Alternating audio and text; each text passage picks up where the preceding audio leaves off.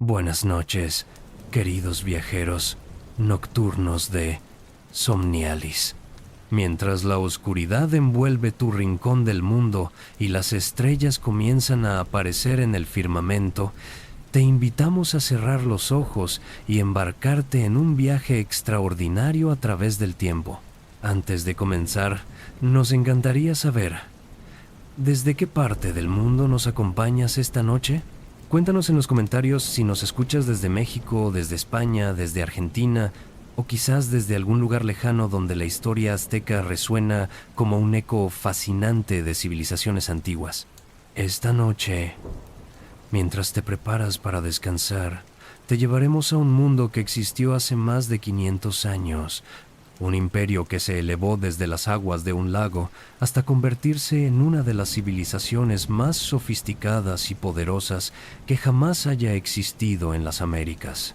Hablaremos del pueblo mexica, conocido mundialmente como los aztecas, cuya historia está repleta de profecías divinas, guerras sagradas, innovaciones arquitectónicas asombrosas y un final tan trágico como fascinante. Lo que vas a escuchar esta noche no son simples leyendas o mitos románticos. Cada dato, cada fecha, cada descripción que compartiremos está fundamentada en documentos históricos meticulosamente preservados, en los códices pictográficos que sobrevivieron a la conquista, en las crónicas escritas por frailes españoles que presenciaron los últimos días del imperio, en las cartas de Hernán Cortés, en los relatos de conquistadores como Bernal Díaz del Castillo y en décadas de excavaciones arqueológicas que continúan revelando secretos enterrados bajo las calles del moderno Ciudad de México.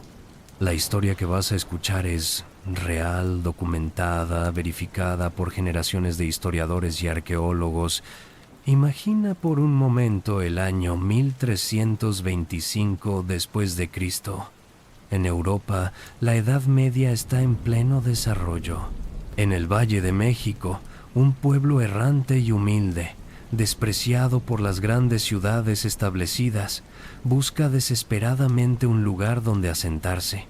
Son los mexicas, y durante décadas han vagado por las orillas del gran lago Texcoco, sirviendo como mercenarios, viviendo en tierras marginales, esperando una señal divina que les fue prometida por su dios tutelar, Huitzilopochtli, el colibrí zurdo, dios de la guerra y el sol. La profecía era clara. Encontrarían su hogar donde vieran un águila posada sobre un nopal, devorando una serpiente. Y un día, según los códices y las crónicas preservadas, los sacerdotes mexicas vieron la señal en un islote pantanoso, inhóspito, despreciado por todos los demás pueblos del valle. Allí, en ese lugar improbable, comenzarían a construir lo que se convertiría en Tenochtitlán, la ciudad más grande de las Américas precolombinas, una metrópolis que rivalizaría en tamaño y esplendor con las grandes capitales europeas de su época. Ahora, cierra los ojos y déjame transportarte a ese momento fundacional. Es un amanecer brumoso en el año 1325.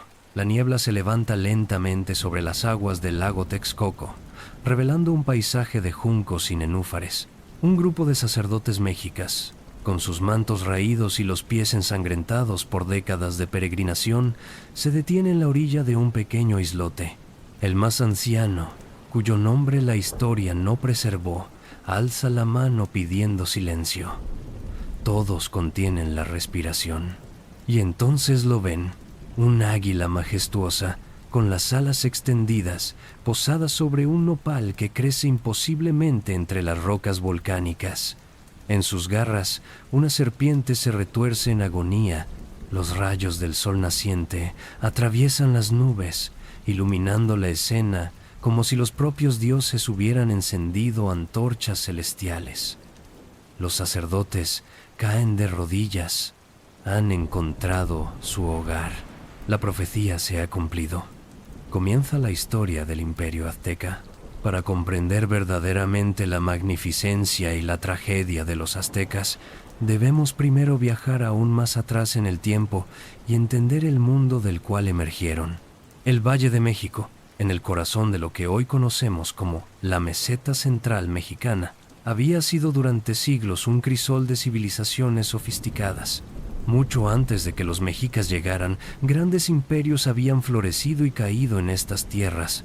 Aproximadamente en el año 100 después de Cristo, la gran ciudad de Teotihuacán dominaba el valle. Sus pirámides monumentales, la pirámide del Sol y la pirámide de la Luna, eran estructuras tan impresionantes que cuando los aztecas las descubrieron siglos después, abandonadas y cubiertas de vegetación, creyeron que solo los dioses podían haberlas construido. Teotihuacán, en su apogeo, albergaba a más de 100,000 habitantes, convirtiéndola en una de las ciudades más grandes del mundo antiguo.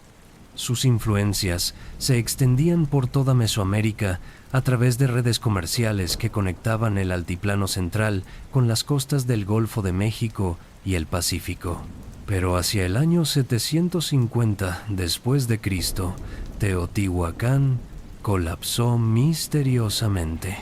Las excavaciones arqueológicas sugieren una combinación de conflictos internos, presiones migratorias y posiblemente cambios climáticos que afectaron la agricultura. La caída de este gran imperio dejó un vacío de poder que permitió el surgimiento de otros centros urbanos. Luego vino el periodo dominado por los toltecas, cuya capital, Tula o Tolan, floreció aproximadamente entre los años 950 y 1150 después de Cristo. Los toltecas dejaron un legado cultural profundo, especialmente en lo que respecta al culto de Quetzalcóatl, la serpiente emplumada, deidad asociada con el conocimiento, la civilización y el viento. Los aztecas, cuando llegaron siglos después, se considerarían herederos directos de la grandeza tolteca y buscarían legitimarse conectando sus linajes gobernantes con los antiguos reyes de Tula. Es en este contexto de grandes civilizaciones caídas, de ciudades-estado que competían por la supremacía, de un valle fértil pero también brutalmente competitivo, donde debemos situar la llegada de los mexicas. Según las fuentes históricas más confiables, particularmente los códices Boturini, Mendocino y Florentino, así como las crónicas del fraile franciscano Bernardino de Sahagún, quien dedicó décadas a recopilar testimonios de ancianos indígenas en el siglo XVI, los mexicas originalmente provenían de un lugar mítico llamado Aztlán. Aztlán, cuyo significado aproximado sería lugar de las garzas o lugar de la blancura, se describe en los documentos como una isla en un lago, ubicada en algún lugar al norte del Valle de México. Los historiadores modernos han debatido durante décadas sobre la ubicación real de Aztlán. Algunos la sitúan en el actual estado mexicano de Nayarit, otros en Guanajuato, e incluso algunos académicos más aventurados la han ubicado tan al norte como el actual suroeste de Estados Unidos. La evidencia arqueológica y lingüística, sin embargo, sugiere más probablemente un origen en alguna región del norte de México. Lo que sabemos con mayor certeza es que alrededor del año 1100 después de Cristo, los mexicas iniciaron una larga migración hacia el sur. No viajaban solos, formaban parte de una ola migratoria más amplia de pueblos de habla náhuatl que descendían de las regiones áridas del norte hacia el fértil Valle de México. Estos grupos, conocidos colectivamente como los chichimecas, que significa linaje de perros, eran considerados bárbaros por las civilizaciones establecidas del valle. El viaje de los mexicas hacia su destino final duró aproximadamente 200 años. No fue una migración directa, sino un peregrinaje errante, marcado por asentamientos temporales, conflictos con otros pueblos, alianzas frágiles y constantes movimientos. Los códices pictográficos muestran este viaje como una procesión guiada por sacerdotes que cargaban la imagen de Huitzilopochtli, su dios tribal, y que consultaban constantemente las señales divinas para determinar su próximo destino. Durante estas 2 centurias de peregrinación, los mexicas se transformaron culturalmente. Inicialmente un pueblo simple de cazadores y recolectores, gradualmente adoptaron las técnicas agrícolas, las estructuras religiosas Los sistemas de organización social y las tradiciones artísticas de los pueblos del centro de México con quienes entraban en contacto. Era un proceso de aculturación que los preparaba, aunque ellos no lo sabían, para el papel imperial que eventualmente desempeñarían. Cuando finalmente llegaron al Valle de México alrededor del año 1250 después de Cristo, encontraron un paisaje político complejo. El valle estaba dominado por varias ciudades-estado poderosas, particularmente Azcapotzalco, gobernada por los tepanecas, y Culhuacán, cuyos gobernantes se consideraban descendientes directos de los toltecas. Los mexicas, vistos como extranjeros pobres y sin cultura refinada, fueron rechazados repetidamente. Vagaron por las orillas del lago, asentándose temporalmente en lugares como Chapultepec, la colina del Saltamontes, donde una hermosa fuente de agua dulce brotaba de la roca volcánica, pero incluso allí fueron atacados y expulsados. Los documentos históricos cuentan episodios humillantes en los que los mexicas sirvieron como mercenarios para ciudades más poderosas, peleando guerras ajenas a cambio de tierras marginales. En una ocasión, según cuenta el cronista Diego Durán, los mexicas pidieron permiso a los señores de Culhuacán para establecerse en un lugar llamado Tizapán, un terreno plagado de serpientes venenosas que los culhuás consideraban inhabitable. Los mexicas no solo sobrevivieron allí, sino que prosperaron comiendo las serpientes y multiplicándose. Este periodo de humillación y supervivencia marginal fue crucial para forjar el carácter del futuro imperio. Los mexicas desarrollaron una identidad basada en la resiliencia, en la capacidad de convertir las desventajas en fortalezas y en una devoción absoluta a su dios Huitzilopochtli, quien les había prometido que un día gobernarían sobre todos los pueblos del valle. Esta promesa divina se convirtió en el núcleo de su identidad colectiva, en el combustible que alimentaría su futura expansión imperial. Y entonces, en ese fatídico día del año 1325, en ese islote pantanoso que nadie más quería, vieron el águila sobre el nopal. Era el momento que habían esperado durante 200 años de peregrinación. Comenzaba la verdadera historia de Tenochtitlan, la ciudad que en menos de 2 siglos se convertiría en el corazón de un imperio que se extendería desde el Pacífico hasta el Golfo de México, desde las áridas tierras del norte hasta las selvas tropicales del sur. La fundación de Tenochtitlan en el año 1325 fue simultáneamente un acto de fe religiosa y un triunfo de ingenio humano. El islote donde se asentaron los mexicas era, por todos los estándares prácticos, completamente inadecuado para construir una ciudad. Medía aproximadamente 13 kilómetros cuadrados de tierra pantanosa, rodeada por las aguas del lago Texcoco, sin acceso fácil a materiales de construcción, sin tierra firme para cultivar, sin piedra para edificios. Pero los mexicas, templados por 2 siglos de adversidad, no se desalentaron. Los documentos históricos, particularmente los relatos recopilados por Fray Diego Durán y las ilustraciones del Códice Mendocino, nos cuentan cómo estos primeros colonizadores comenzaron a transformar el pantano en una ciudad habitable.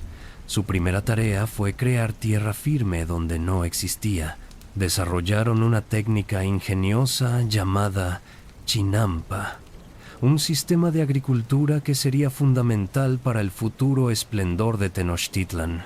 Las chinampas, que los españoles más tarde llamarían jardines flotantes, aunque en realidad no flotaban, eran islas artificiales, creadas tejiendo juncos en grandes esteras rectangulares que se anclaban al fondo poco profundo del lago con estacas de sauce. Sobre estas esteras, los mexicas apilaban lodo del fondo del lago, vegetación descompuesta y tierra fértil transportada en canoas desde la orilla.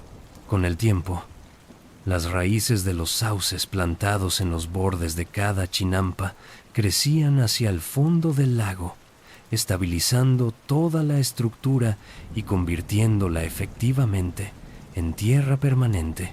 Este sistema era extraordinariamente productivo. Las chinampas permitían hasta 7 cosechas al año de maíz, frijoles, chiles, tomates, calabazas y flores. La humedad constante del lago eliminaba la necesidad de riego y el lodo fresco del fondo lacustre proporcionaba fertilizante natural inagotable.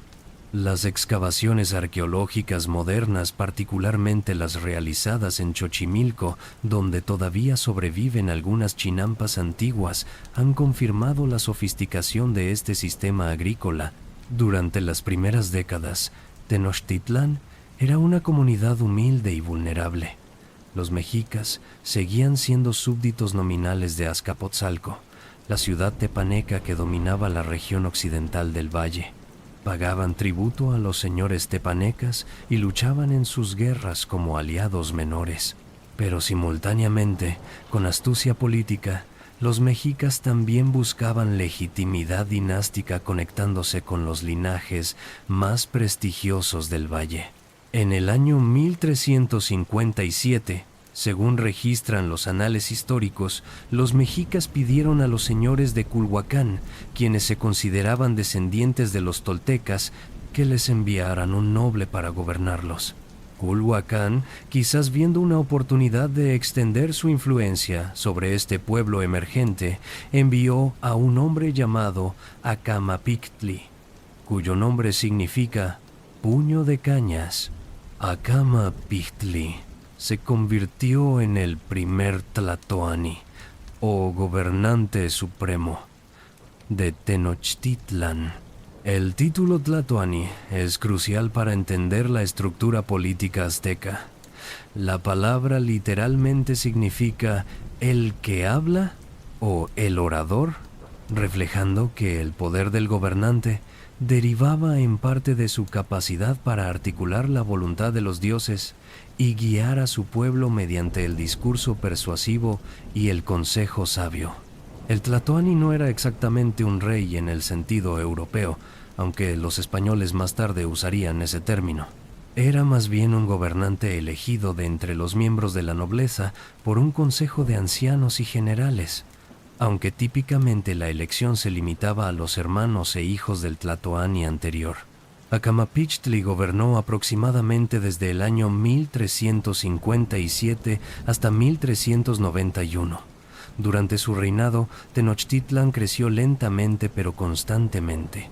La población aumentó a medida que más familias mexicas se establecían en el islote y comenzaban a expandirlo mediante la construcción de más chinampas. Se edificaron los primeros templos importantes, incluyendo un santuario primitivo dedicado a Huitzilopochtli, el dios de la guerra que había guiado la migración mexica. La ciudad también comenzó a desarrollar su estructura urbana característica. A diferencia de las ciudades europeas medievales que crecían orgánicamente con calles sinuosas y planos irregulares, Tenochtitlán fue planificada desde el principio con una geometría deliberada. La ciudad se dividió en 4 grandes secciones o campan, cada una orientada hacia uno de los puntos cardinales. Estas 4 secciones se subdividían a su vez en calpulli, que eran unidades administrativas y territoriales donde vivían grupos de familias relacionadas, cada calpulli con su propio templo menor, su escuela, su depósito de armas y su líder local. Después de Acamapictli vino Huitzilihuitl, cuyo nombre significa pluma de colibrí, quien gobernó desde aproximadamente 1391 hasta 1417. Huitzilihuitl continuó la política de su predecesor de búsqueda de legitimidad mediante alianzas matrimoniales. En una jugada política brillante, se casó con la hija de Tezozomoc, el poderoso y anciano señor de Azcapotzalco. Este matrimonio elevó el estatus de Tenochtitlán y redujo temporalmente la carga tributaria que los mexicas debían pagar a los tepanecas. Durante el reinado de Huitzilihuitl, Tenochtitlan comenzó a participar más activamente en las guerras del valle, como aliado valioso más que como simple tributario. Los guerreros mexicas se estaban ganando una reputación de ferocidad y efectividad en el combate. Esta reputación marcial sería fundamental para su futuro ascenso al poder. El tercer tlatoani fue Chimalpopoca, cuyo nombre significa escudo humeante, quien gobernó desde aproximadamente 1417 hasta 1427. Su reinado, que comenzó prometedor, terminó en tragedia y marcó un punto de inflexión crucial en la historia mexica. Chimalpopoca era nieto de Tezozomoc de Azcapotzalco por línea materna, y cuando el anciano señor tepaneca finalmente murió alrededor del año 1426 después de un reinado extraordinariamente largo, se esperaba que Chimalpopoca pudiera mantener buenas relaciones con Azcapotzalco. Pero el hijo de Tezozomoc, Maxtla, quien asumió el poder en Azcapotzalco, era ambicioso y desconfiaba de los mexicas, cuyo poder creciente comenzaba a parecer amenazador. Las crónicas históricas, particularmente las de Fernando de Alba Ixtli-Xochitl, un historiador mestizo del siglo XVI que tenía acceso a documentos indígenas ahora perdidos, cuentan que Maxtla ordenó el asesinato de Chimalpopoca alrededor del año 1427. Las circunstancias exactas de la muerte de Chimalpopoca son objeto de debate entre los historiadores. Algunas fuentes sugieren que fue estrangulado por órdenes directas de Maxtla. Otras versiones, quizás preservando una memoria más oscura, insinúan que pudo haberse suicidado al ver la imposibilidad de su situación política.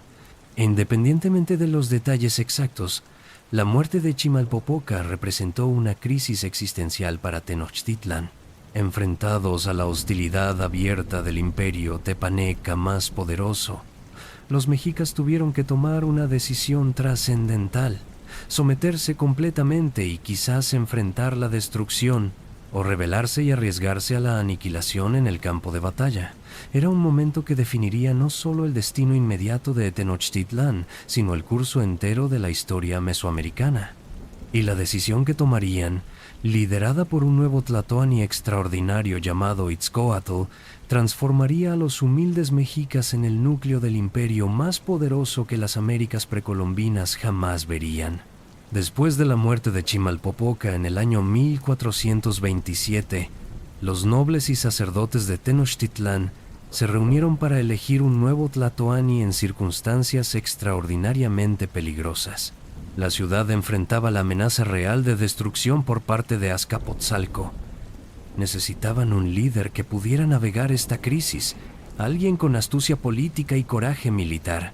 Eligieron a Itzcoatl, cuyo nombre significa serpiente de obsidiana, un hombre de aproximadamente 45 años, hermano menor de Huitzilihuit. Itzcoatl era hijo de Acamapichtli y una mujer esclava, lo cual inicialmente había limitado su estatus, pero su inteligencia estratégica y su carisma lo convirtieron en la elección obvia durante la crisis. Trabajando junto a él estaba su sobrino Tlacaele, un hombre cuyo nombre no aparece como tlatoani en las listas oficiales, pero cuyo poder e influencia sobre la política mexica durante los próximos 60 años sería inmenso. Tlacaele eventualmente ocuparía el cargo de Cihuacóatl, una posición que podríamos traducir aproximadamente como gran visir o primer ministro, el segundo puesto más poderoso del estado después del tlatoani mismo. Enfrentados a la amenaza tepaneca, Itzcoatl y Tlacaelel tomaron una decisión audaz: no se someterían. En cambio, buscarían aliados y lucharían. La diplomacia mexica se dirigió rápidamente hacia dos ciudades-estado que también se sentían amenazadas por la agresiva expansión de Maxtla de Azcapotzalco: Texcoco, en la orilla oriental del lago, y Tlacopan, una ciudad tepaneca menor en la orilla occidental que se había distanciado de Azcapotzalco. Texcoco era particularmente importante. Su gobernante Nezahualcóyotl, cuyo nombre significa coyote hambriento o coyote que ayuna, había sido exiliado cuando Maxtla había conquistado su ciudad y asesinado a su padre años antes, Nezahualcóyotl, quien se convertiría en una de las figuras más legendarias de la historia mesoamericana, recordado como guerrero, poeta, filósofo, ingeniero y legislador. Encontró en Itzcoatl un aliado natural. Ambos tenían razones poderosas para derrocar a Maxtla. En el año 1428, según los documentos históricos preservados, particularmente los anales de Cuautitlán y las crónicas de Fernando de Alba Ixtlilxóchitl, descendiente de Nezahualcóyotl, se formalizó la alianza entre Tenochtitlan, Texcoco y Tlacopan. Esta confederación, conocida por los historiadores modernos como la Triple Alianza o Excantlatoloyan en náhuatl, que significa Tribunal de Tres Lugares, se convertiría en el núcleo del poder imperial azteca durante el siguiente siglo. La guerra contra Azcapotzalco duró aproximadamente un año. Las crónicas describen batallas feroces libradas en las orillas del lago y en las calles de las ciudades. Los mexicas, luchando literalmente por su supervivencia, demostraron una ferocidad excepcional en el combate. Utilizaron su conocimiento íntimo del lago y sus canoas para lanzar ataques sorpresa. Los guerreros de Texcoco, dirigidos por el brillante Nezahualcóyotl, coordinaron sus acciones desde el este. Tlacopan proporcionó apoyo crucial conociendo el territorio tepaneca. Finalmente, en el año 1429, Azcapotzalco cayó. Maxtla fue capturado, ejecutado ritualmente, y el imperio tepaneca se desintegró. Las excavaciones arqueológicas en el sitio de la antigua Azcapotzalco han revelado evidencia de destrucción violenta datada en este periodo, confirmando los relatos históricos. Para los mexicas, esta victoria fue transformadora. De ser un pueblo tributario humilde, se habían convertido en el poder dominante del Valle de México en apenas 100 años desde su llegada al islote pantanoso. Los términos de la Triple Alianza establecían que los tres aliados compartirían los tributos conquistados en una proporción de 2/5 para Tenochtitlán, 2/5 para Texcoco y 1/5 para Tlacopan. Aunque nominalmente era una alianza de iguales, Tenochtitlan gradualmente emergería como el socio dominante durante las décadas siguientes. Después de la victoria sobre Azcapotzalco, Itzcoatl y Tlacaelel iniciaron un programa de consolidación y legitimación que tendría consecuencias profundas. Los documentos históricos, particularmente los testimonios recopilados por Bernardino de Sahagún, nos cuentan que Tlacaelel propuso quemar los antiguos códices pictográficos que preservaban la historia de los mexicas. ¿Por qué haría esto? Porque esos antiguos documentos mostraban a los mexicas como habían sido realmente: un pueblo humilde, errante, despreciado, que había servido como mercenarios y había vivido en tierras marginales. Tlacaelel quería reescribir la historia oficial para presentar a los mexicas como herederos legítimos de los toltecas, como pueblo elegido por los dioses para una misión cósmica. Esta reescritura histórica incluía enfatizar su origen divino y su destino manifiesto de dominar el mundo conocido. Los nuevos códices que se crearon después de esta quema oficial presentaban una narrativa mitificada donde los mexicas siempre habían estado destinados a la grandeza. Este acto de manipulación histórica sistemática, aunque puede parecernos chocante desde nuestra perspectiva moderna, era una práctica común entre los estados antiguos que buscaban legitimidad. Los romanos habían hecho algo similar conectando su fundación con los héroes troyanos. Los chinos habían desarrollado elaboradas genealogías dinásticas que se remontaban a emperadores mitológicos. Los mexicas simplemente estaban siguiendo un patrón humano universal de usar la historia como herramienta política. Simultáneamente, Tlacaelel reformó la religión estatal de los mexicas, elevando el culto de Huitzilopochtli, el dios de la guerra, a una posición central sin precedentes. Desarrolló o refinó la doctrina de que el sol necesitaba ser alimentado con sangre humana para continuar su viaje diario a través del cielo, previniendo así el fin del mundo. Esta creencia justificaba teológicamente la necesidad de realizar guerras constantes para capturar prisioneros para el sacrificio. Bajo el liderazgo de Itzcoatl, quien gobernó hasta aproximadamente el año 1440, Tenochtitlan comenzó su verdadera expansión imperial. Las conquistas se extendieron hacia el sur del valle, sometiendo ciudades como Coyoacán, Xochimilco y Cuitláhuac. Cada conquista traía tributo en forma de alimentos, mantas, materiales de construcción y también prisioneros para los sacrificios que celebraban cada victoria. La ciudad misma de Tenochtitlan experimentó una transformación física dramática durante este periodo. Con los recursos del tributo se iniciaron proyectos de construcción monumentales. El Templo Mayor, el gran templo dual dedicado a Huitzilopochtli y Tlaloc, dios de la lluvia, comenzó a expandirse. Los mexicas seguían una práctica arquitectónica única.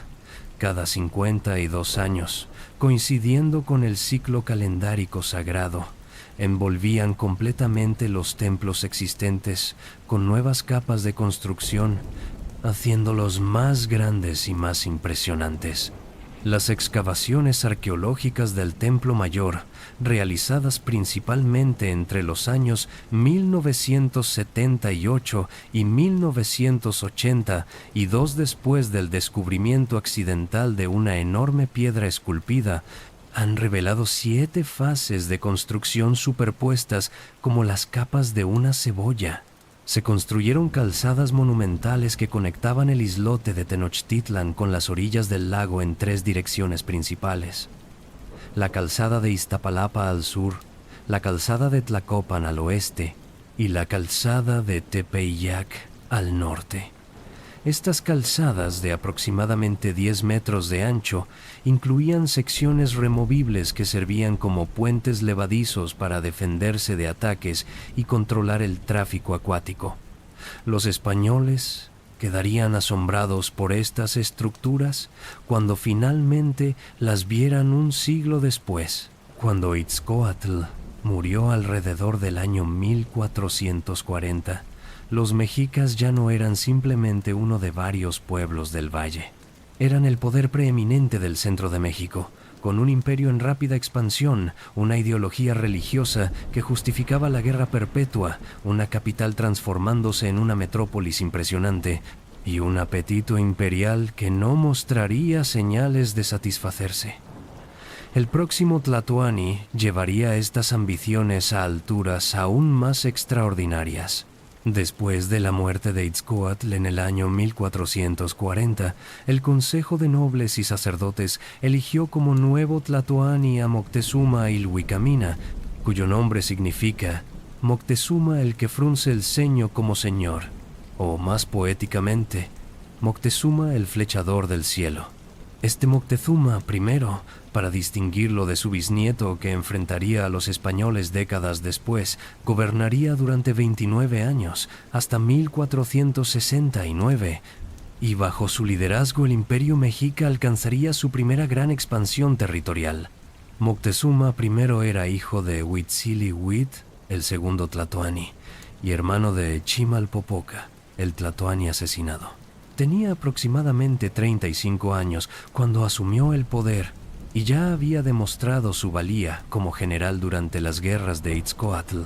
Continuó trabajando estrechamente con Tlacaele, quien permanecía como Cihuacóatl y era la verdadera mente maestra detrás de muchas políticas imperiales. Algunos historiadores han sugerido que Tlacaele, quien vivió hasta aproximadamente el año 1480, fue la figura más influyente en la formación del imperio azteca, más incluso que cualquier tlatoani individual. El reinado de Moctezuma primero comenzó con desafíos inmediatos. Entre los años 1445 y 1450, El Valle de México experimentó una serie de sequías devastadoras, seguidas de heladas tempranas que destruyeron las cosechas. Las crónicas de este periodo, particularmente los anales de Cuautitlán, describen hambrunas terribles. La gente comía cortezas de árboles, raíces, insectos, cualquier cosa que pudiera proporcionar sustento. Muchos se vendieron a sí mismos como esclavos a cambio de comida en las regiones costeras donde las hambrunas eran menos severas. Esta crisis climática podría haber destruido el joven imperio, pero Moctezuma y Tlacaele la convirtieron en una oportunidad. Argumentaron que los dioses estaban claramente insatisfechos con la cantidad de sacrificios ofrecidos. La respuesta, sostuvieron, era expandir dramáticamente las guerras para capturar más prisioneros para el sacrificio. Esta lógica, por macabra que nos parezca, era internamente consistente dentro del sistema de creencias mexica. Más sacrificios significaban dioses más contentos, lo que significaba mejor clima y mejores cosechas. Las conquistas de Moctezuma primero se extendieron en todas direcciones. Hacia el este, los ejércitos mexicas marcharon hacia las regiones del Golfo de México, conquistando territorios ricos en algodón, cacao, plumas de quetzal, jade y conchas marinas, productos de lujo cruciales para la economía y el simbolismo del poder en Mesoamérica. Hacia el sur, conquistaron partes de los actuales estados de Morelos, Guerrero y Puebla, asegurando el control de valles fértiles y rutas comerciales estratégicas. Hacia el oeste, sometieron territorios hasta las fronteras del reino purépecha de Michoacán, el único estado mesoamericano que resistiría exitosamente la conquista mexica hasta la llegada de los españoles. El sistema de dominio imperial que los mexicas desarrollaron durante este periodo era sofisticado, pero también dependiente de la coerción constante.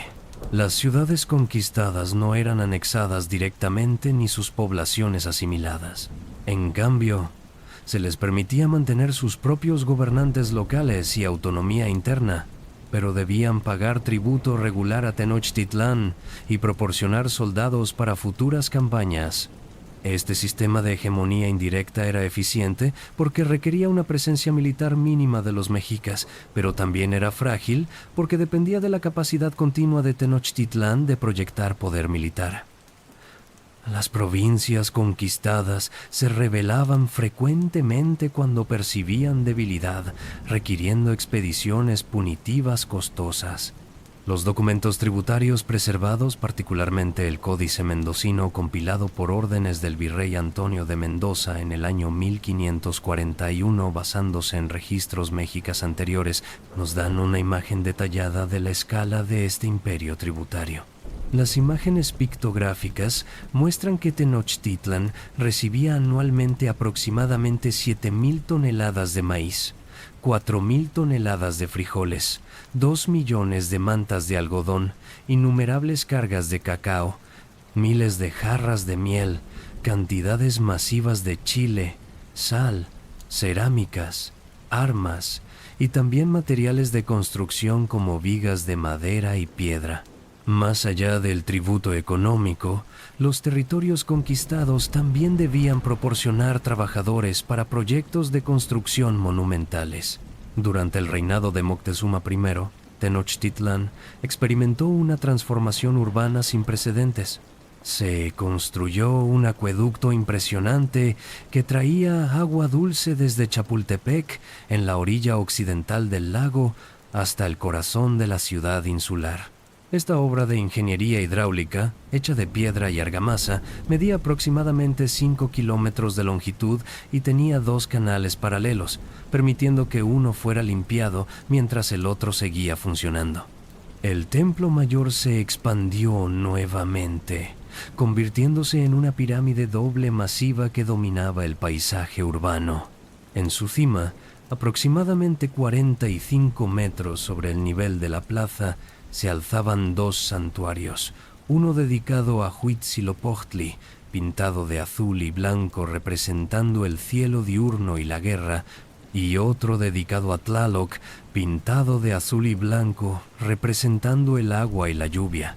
Las escalinatas que ascendían por la cara occidental de la pirámide estaban flanqueadas por balaustradas decoradas con serpientes emplumadas talladas. Los palacios de la nobleza se expandieron dramáticamente. El propio Moctezuma vivía en un complejo que incluía cientos de habitaciones, patios interiores, jardines botánicos y zoológicos, arsenales y almacenes. Los cronistas españoles, particularmente Bernal Díaz del Castillo, quien visitaría un palacio similar décadas después durante el reinado de Moctezuma II, describen aviarios con aves de todo el imperio, estanques con peces de agua dulce y salada separados por diques, y jardines donde se cultivaban plantas medicinales y ornamentales de todas las regiones conocidas. La población de Tenochtitlan durante el reinado de Moctezuma primero alcanzó probablemente entre 80,000 y 120,000 habitantes, convirtiéndola en una de las ciudades más grandes del mundo en ese momento, comparable a París, Venecia o Constantinopla. La densidad urbana era extraordinaria. Las casas de la gente común, construidas con adobe y techos de paja, se alineaban en calles estrechas pero ordenadas. Las residencias de los nobles, construidas con piedra tallada y decoradas con estucos pintados, se organizaban alrededor de patios interiores con jardines. El mercado de Tlatelolco, el distrito gemelo de Tenochtitlán, ubicado en la parte norte del islote, se convirtió en el centro comercial más grande de Mesoamérica. Los documentos españoles del siglo XVI describen este mercado con asombro.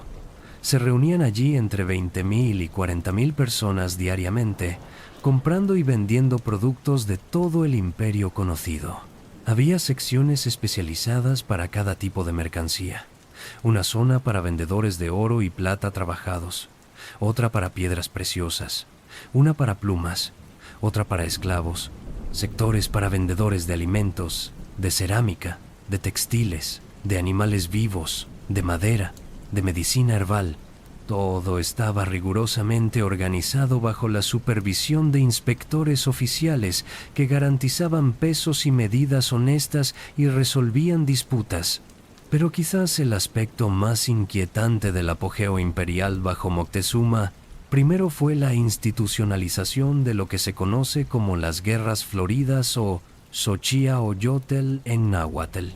Estas eran guerras rituales, pactadas entre la Triple Alianza y estados enemigos, particularmente los señoríos de Tlaxcala, Huejotzingo y Cholula hacia el este. Las guerras floridas no tenían como objetivo conquistar territorio, sino capturar prisioneros para el sacrificio.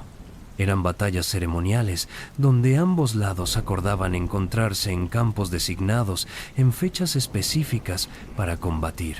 Desde nuestra perspectiva moderna, estas guerras floridas parecen bizarras, casi incomprensibles.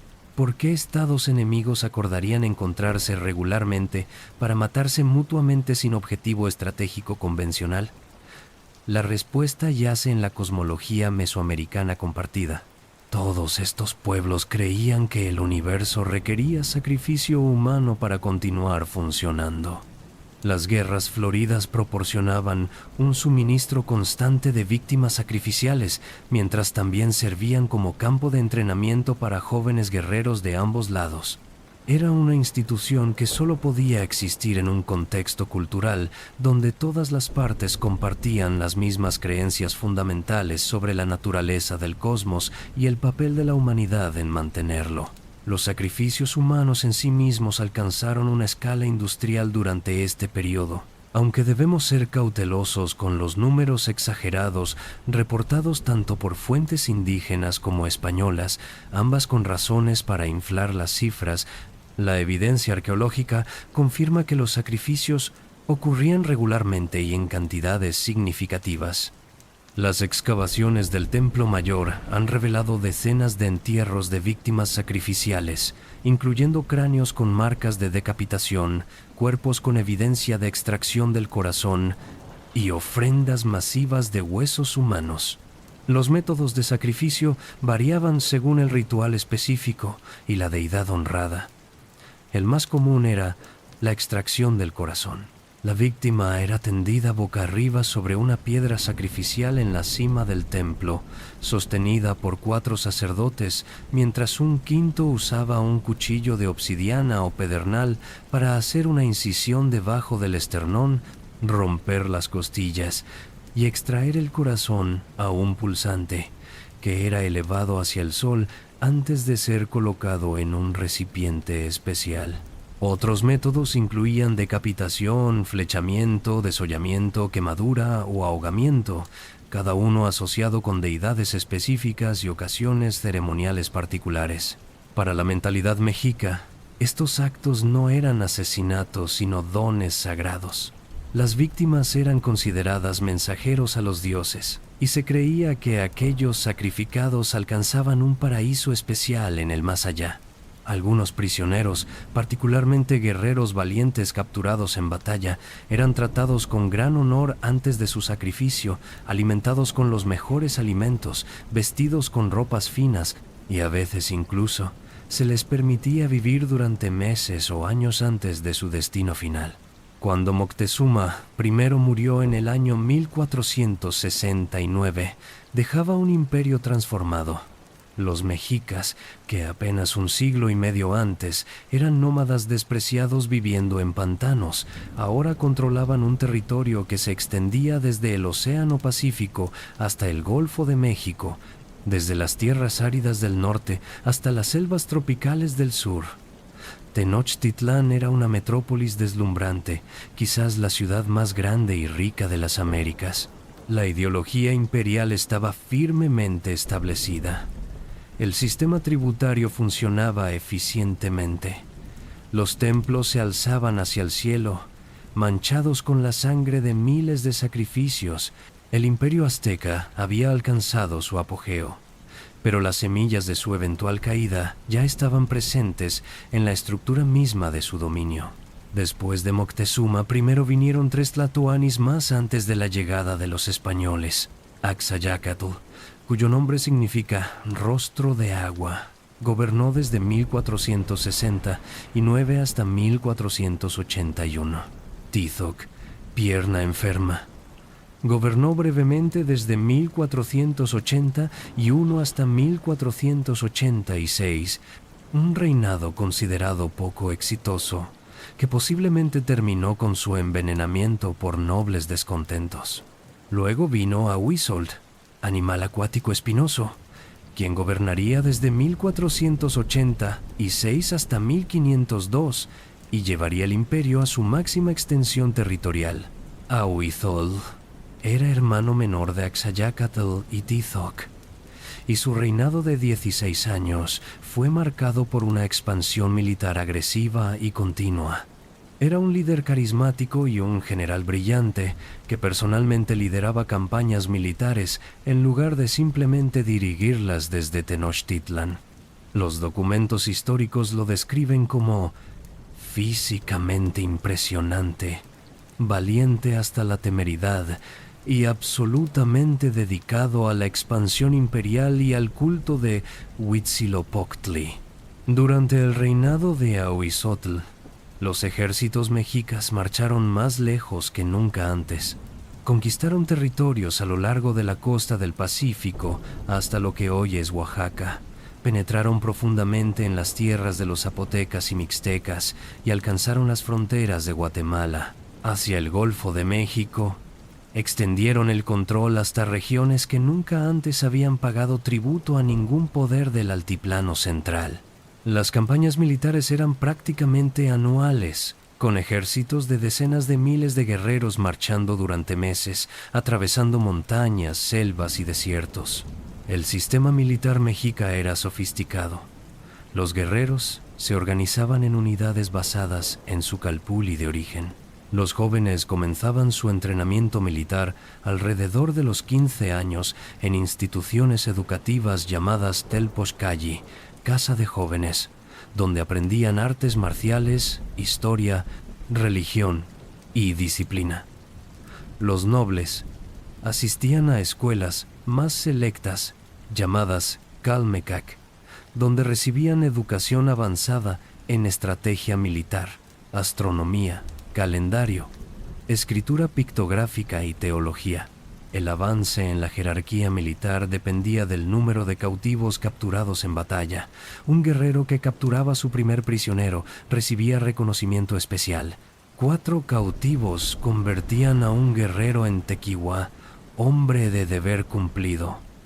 Los guerreros más élites eran los cuaupipiltin, águilas y oquelopipiltin, jaguares, órdenes militares prestigiosas cuyos miembros vestían trajes elaborados representando estos animales sagrados y tenían privilegios especiales en la sociedad, incluyendo el derecho a usar ciertas ropas de lujo, consumir pulque, una bebida alcohólica, libremente y mantener concubinas.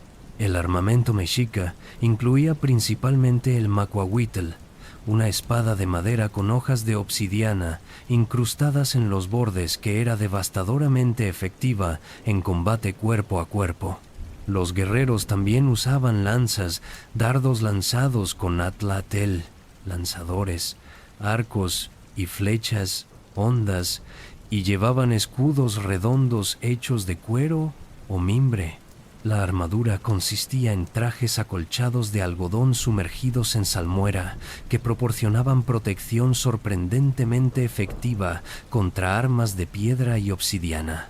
Los nobles y guerreros élite usaban armaduras más elaboradas decoradas con plumas y adornos que los identificaban en el caos de la batalla. La táctica militar mexica enfatizaba la captura de prisioneros sobre la matanza de enemigos, lo cual paradójicamente los haría vulnerables cuando enfrentaran a los españoles, cuyo objetivo era matar enemigos eficientemente. Las batallas mexicas típicamente comenzaban con lluvias de proyectiles, seguidas de cargas masivas de infantería destinadas a romper las formaciones enemigas y permitir la captura de individuos. Los guerreros mexicas usaban tácticas de emboscada cuando el terreno lo permitía y eran expertos en guerra psicológica, usando tambores, silbatos hechos de hueso humano y gritos de guerra para desmoralizar a los enemigos. Pero la extensión territorial creciente del imperio creaba problemas logísticos cada vez más serios. Sin animales de carga, todo el movimiento de bienes dependía de porteadores humanos. Las carreteras mexicas, aunque bien mantenidas y marcadas con estaciones de descanso, eran simplemente senderos de tierra, sin pavimentar. Mover un ejército de 30,000 guerreros requería aproximadamente otros 30,000 porteadores para cargar alimentos, agua, armas de repuesto y equipo.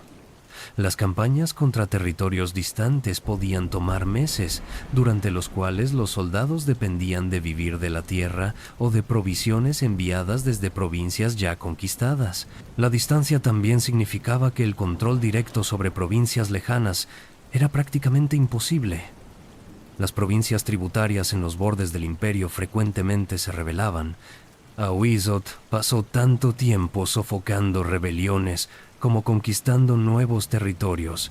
Cada campaña punitiva requería recursos significativos y resultaba en pérdidas de vidas mexicas. El imperio estaba alcanzando los límites naturales impuestos por su tecnología y estructura de gobierno descentralizada. El evento más famoso del reinado de Ahuizot fue la reconsagración del Templo Mayor en el año 1487. Después de otra expansión masiva del templo, se organizó una ceremonia de dedicación que supuestamente duró 4 días. Las cifras sobre el número de personas sacrificadas durante esta ceremonia varían enormemente en las fuentes.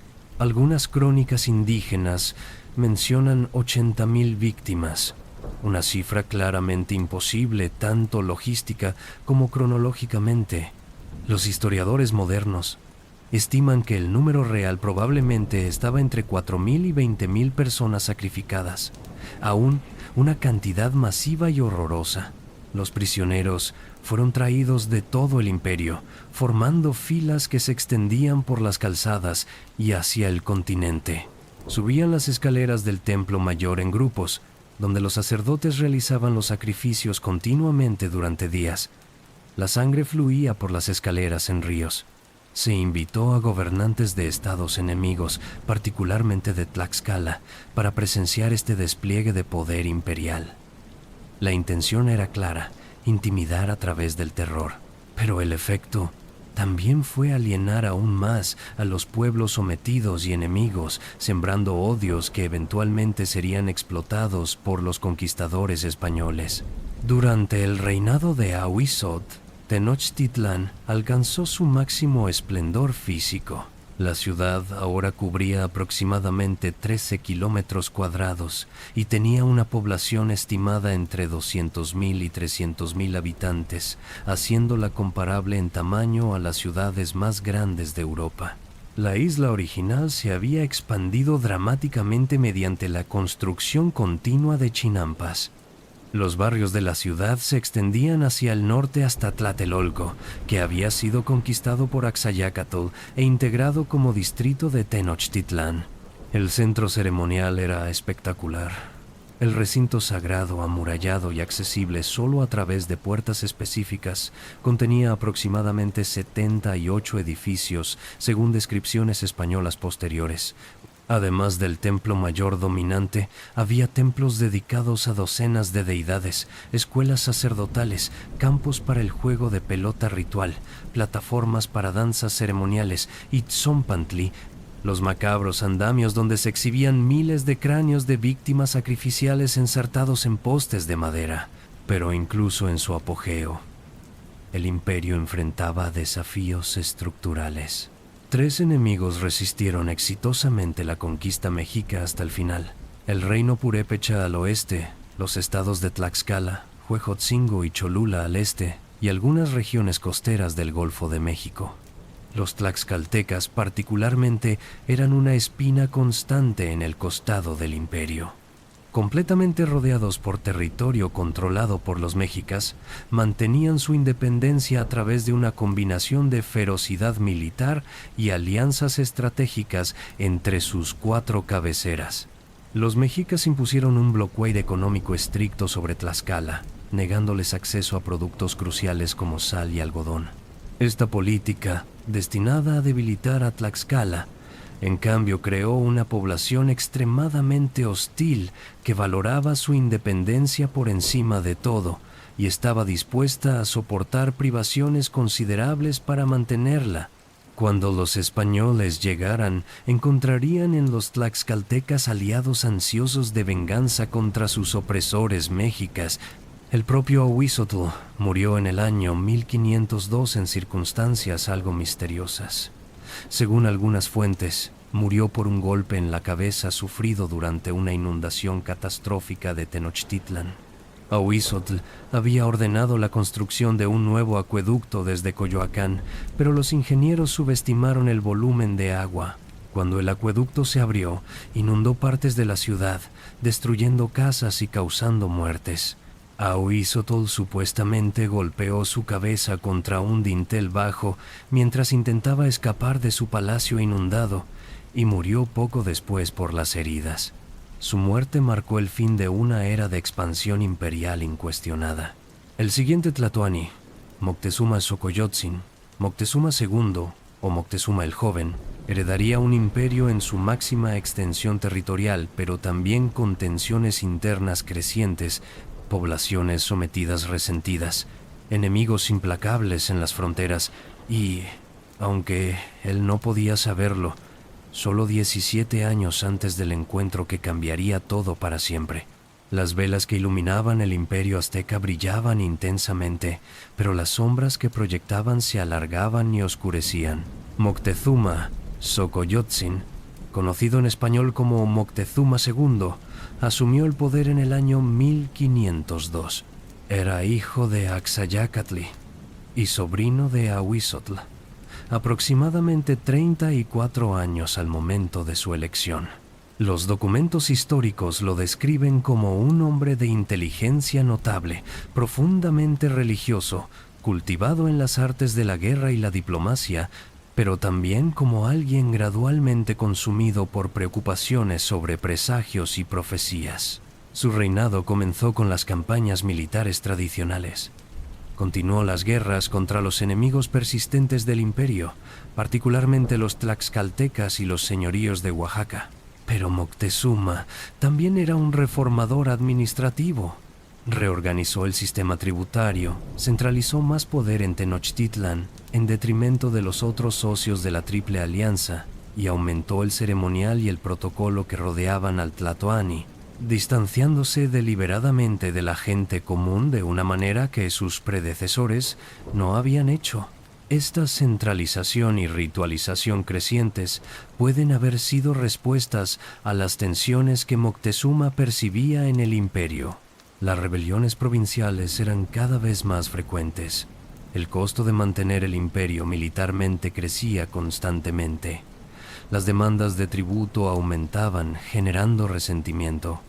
La clase sacerdotal, que había crecido enormemente en poder e influencia bajo la ideología del sacrificio desarrollada por Tlacael décadas antes, presionaba por guerras aún más extensas para capturar más víctimas para alimentar a los dioses insaciables. Entonces comenzaron los presagios. Las fuentes indígenas, particularmente el Códice Florentino, recopilado por Bernardino de Sahagún basándose en testimonios de ancianos indígenas que habían vivido estos eventos, mencionan una serie de fenómenos ominosos que ocurrieron en los años previos a la llegada de los españoles. Un cometa apareció en el cielo nocturno. El templo mayor ardió espontáneamente sin causa aparente. Las aguas del lago hirvieron y se elevaron sin viento. Una mujer fue vista llorando por las noches, prediciendo la destrucción de Tenochtitlan. Un pájaro extraño con un espejo en la cabeza fue capturado y llevado a Moctezuma. Los historiadores modernos debaten cuánto de esto es memoria genuina versus construcción retrospectiva. Es natural que los sobrevivientes de una catástrofe reinterpreten eventos anteriores como presagios de la tragedia que vendría.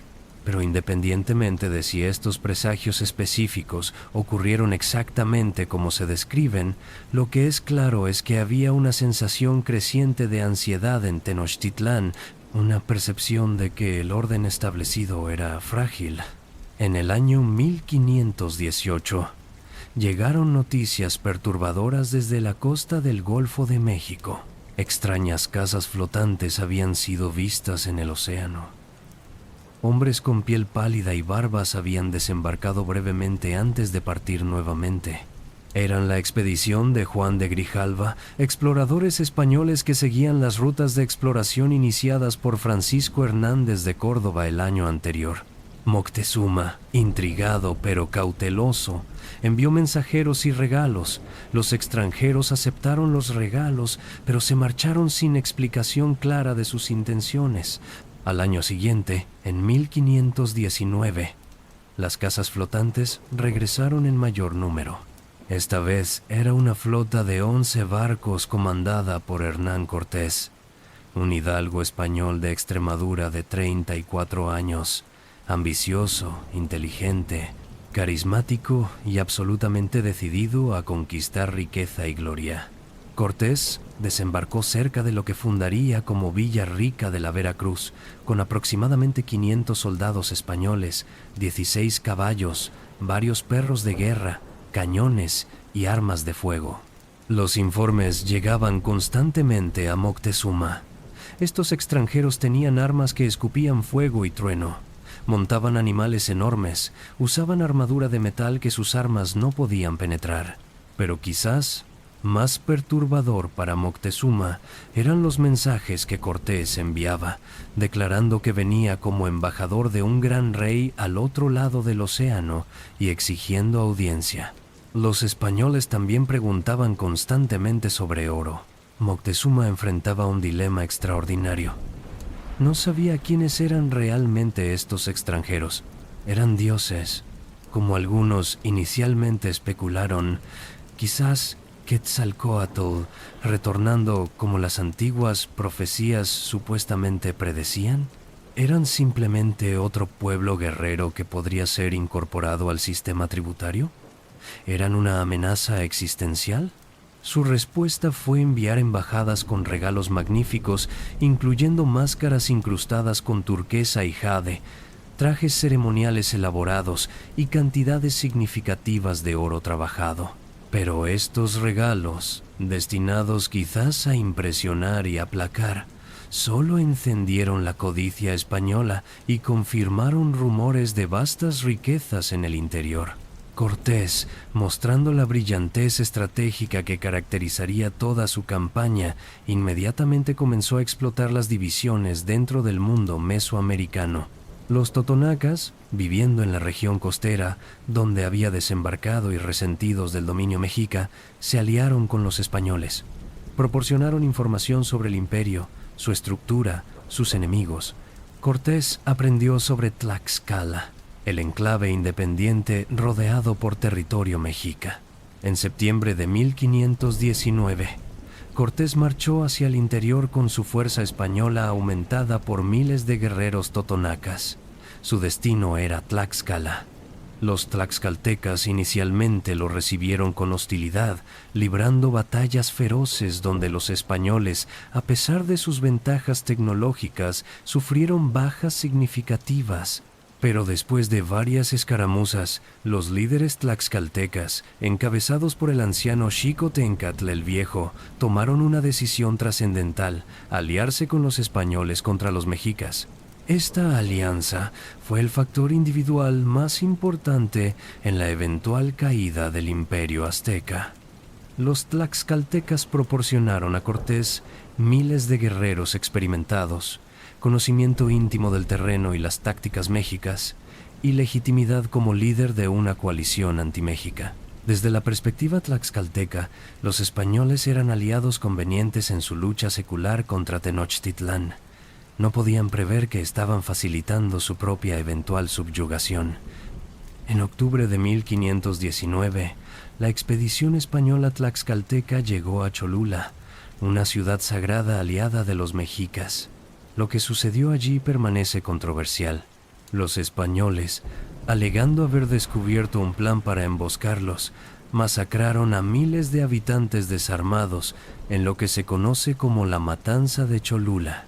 Las fuentes indígenas y españolas difieren sobre los detalles y la justificación. Lo que es indiscutible es que Cortés estaba enviando un mensaje brutal. Desafiar a los españoles resultaría en destrucción total. El 8 de noviembre de 1519, Cortés y su ejército llegaron finalmente a las afueras de Tenochtitlan.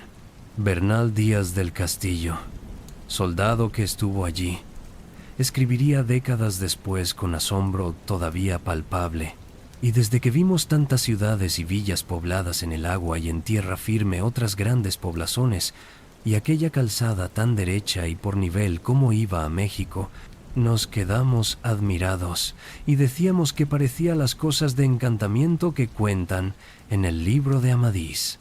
Los españoles cruzaron la calzada de Iztapalapa, flanqueados por miles de ciudadanos curiosos. Moctezuma salió a recibirlos en un palanquín cubierto de oro y plumas preciosas, llevado por nobles.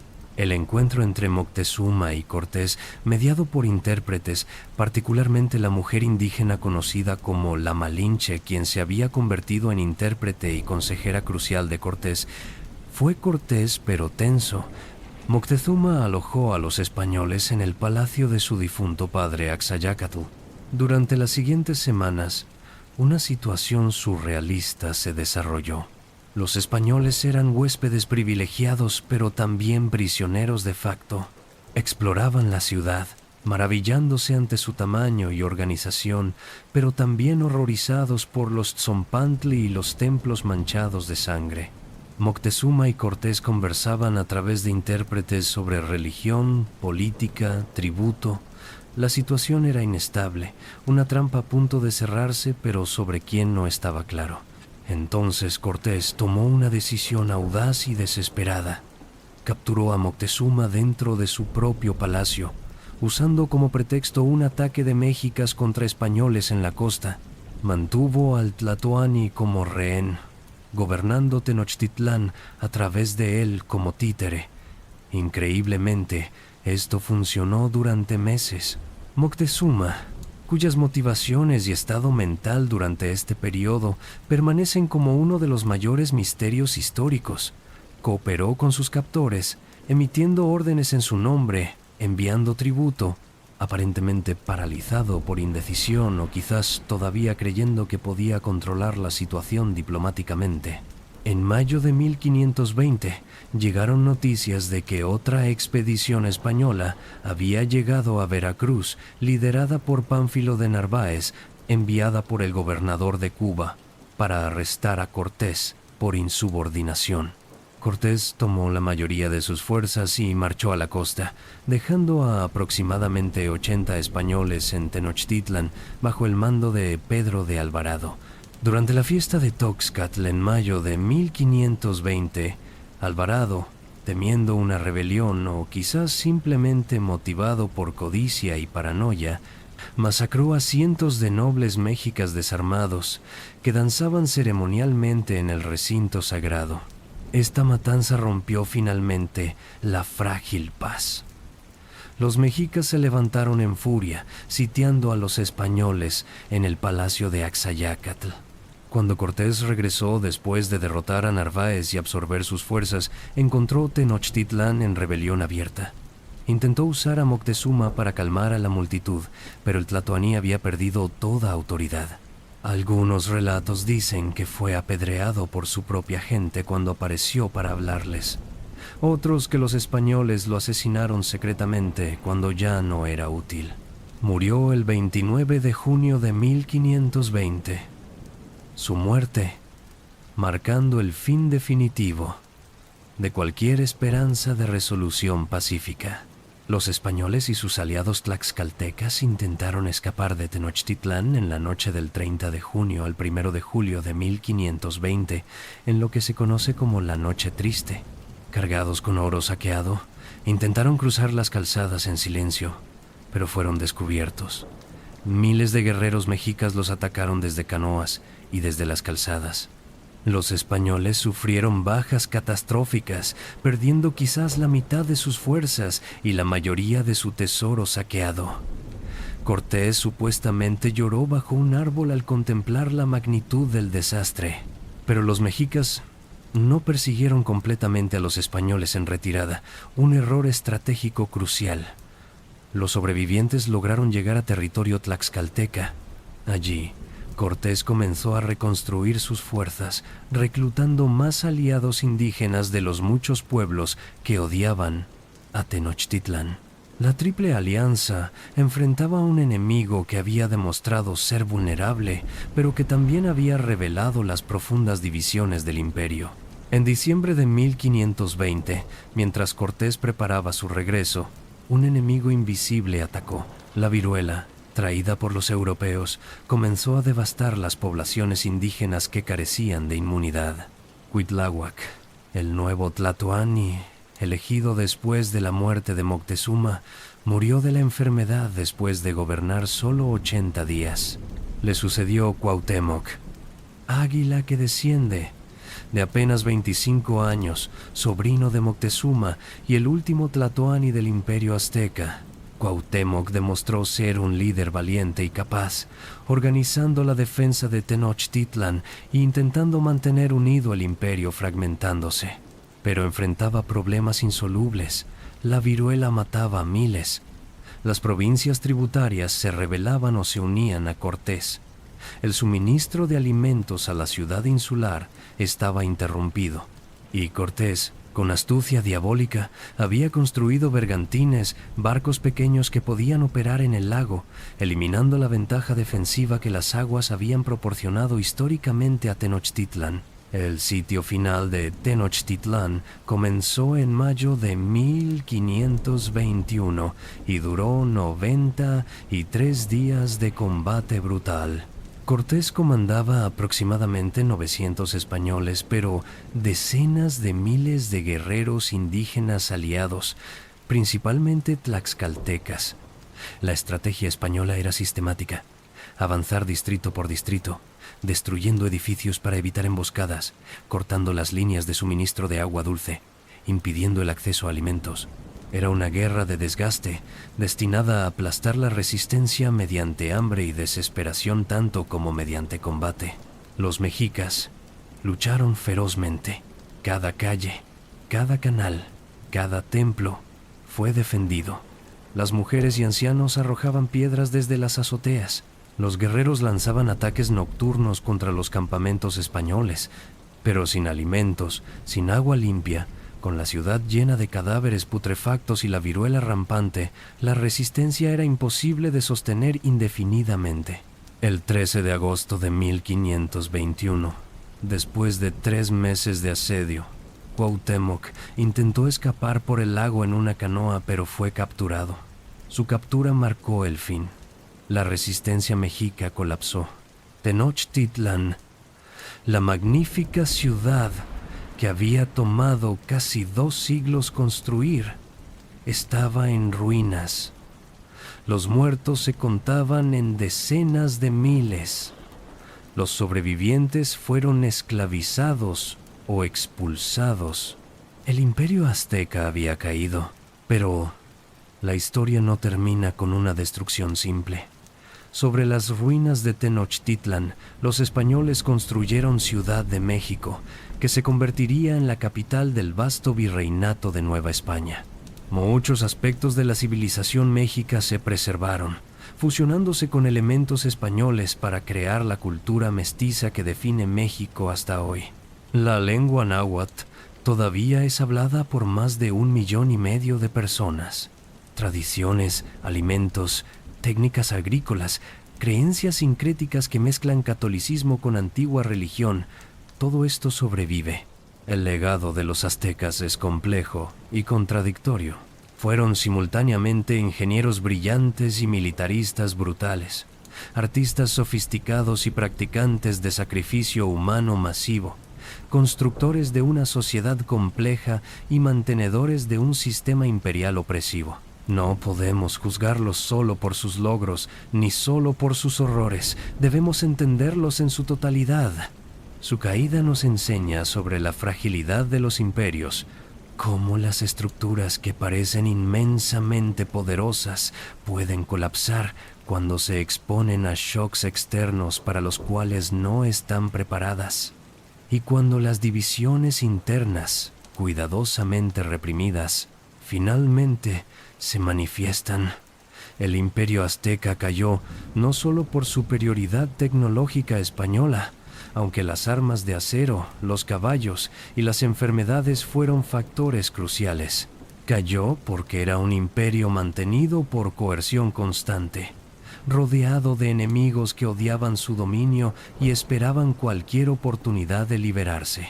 Mientras te preparas para dormir esta noche, piensa en cómo las civilizaciones se elevan desde humildes comienzos, cómo logran cosas extraordinarias, cómo brillan intensamente por momentos históricos y cómo finalmente ceden su lugar a lo que viene después. Los aztecas son un recordatorio de que la historia humana es un tapiz complejo de luz y oscuridad, de creación y destrucción, de legados que perduran mucho después de que los imperios que los crearon se hayan desvanecido en el polvo. Nos encantaría saber qué te pareció este viaje al imperio azteca. ¿Qué otros imperios o civilizaciones te gustaría explorar con nosotros en futuros episodios? ¿Te interesan los vikingos, el imperio romano, las dinastías chinas, los incas, el antiguo Egipto? Cuéntanos en los comentarios. Tu participación ayuda a dar forma al contenido de Somnialis. Si este viaje histórico nocturno te ha resultado valioso, considera suscribirte a Somnialis. Cada semana traemos nuevas historias del pasado, contadas con rigor académico, pero también con la pasión y la poesía que estas historias merecen. Historias para acompañarte mientras descansas.